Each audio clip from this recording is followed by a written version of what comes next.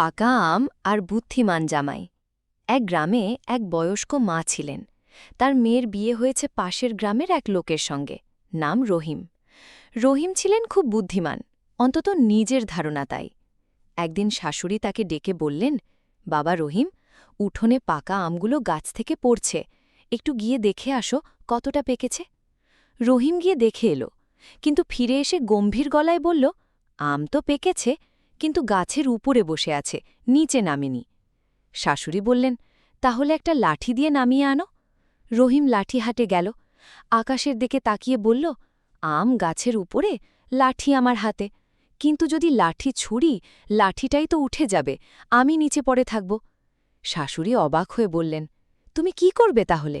রহিম চোখ ঘুরিয়ে বলল, আপা, আমি এখন নিচে শুয়ে মুখ খুলে রাখি, যেটা নিজে পড়বে সেটাই খাব।